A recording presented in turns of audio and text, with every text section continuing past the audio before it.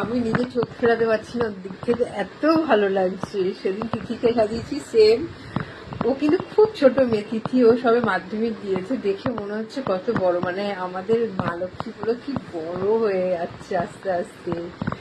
ভালো লেগেছে তোর? হ্যাঁ, আমার খুব ভালো লেগেছে।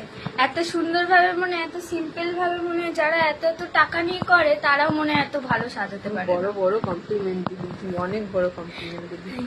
ও আমাকে মানে আমার যেটা মনে হলো সেটাই বলছে, বললাম। তুমি আন্টি এত তাড়াতাড়ি এত সুন্দর সাজিয়েছো বলার মতো না। আমাকে বারবারই তিথিও আগের দিন সেম কথা বলেছিল যে আমি নাকি অনেক তাড়াতাড়ি মধ্যে কাজটা কমপ্লিট করেছি। আর তোর ফেসও ভালো, এটা না, তুই নিজেও ন্যাচারাল। এরা না এই পুচকে পুচকে যাদেরই দেখতে পাও আমার ভিডিওতে, এরা কিন্তু সব আমার মেয়ে, আর ভীষণ ভালোবাসে আমাকে। মানে আমার যে মেয়ে নেই সেই অভাবটা ওরা পূরণ করে দেয়। খুব কথা শোনে, খুব কথা শোনে, রেসপেক্ট করে। আর আমি ওদেরকে বলি একদম নিজের বাড়ি মনে করবি সবসময় এটাকে। যেখানেই থাকিস, পার্লারে আসুক আর যাই আসুক, কোনো ভয় নেই, মানে ভয় পেয়ে কোনো কিছু এ করবি না, একদম নিজের মায়ের মতো ভাববি। অসাধারণ লাগছে। ও বেচারা পোজ দিতে দিতে হাবিয়ে যে, তুই পোজ না দিলেও ভালো লাগছে তো, এত মিষ্টি লাগছে। আর এই শাড়িটায় তোকে জাস্ট অসাধারণ অসাধারণ। এদেরকে ধরে ধরে আমি এনে এনে খালি সাজাচ্ছি, দেখছি তো কিরকম অত্যাচার করছি। তোর কি ইচ্ছে ছিল সাজার?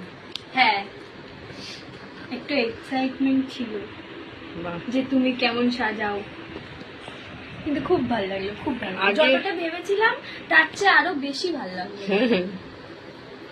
আমি একটু ভয় পাচ্ছি, কারণ কি বলতো, আমার এখনো প্রোডাক্ট কেনা হয়নি, যে প্রফেশনাল প্রোডাক্ট দিয়ে আমরা শিখেছি, মানে শিখছি ক্লাসে। তো ওর জন্য আমার একটা টেনশন হচ্ছিল যে আমি ফোটাতে পারবো কিনা। ওটাতে যতটা ফোটে, এটা তো আমার ঘরে যা ছিল সেইগুলো দিয়ে, যেটা কমন আমরা ইউজ করি ঘরে। দেখি এদিকে চুলটা আমি সেরকম ভাবে করিনি, কারণ অতটা টাইম দিয়ে করিনি।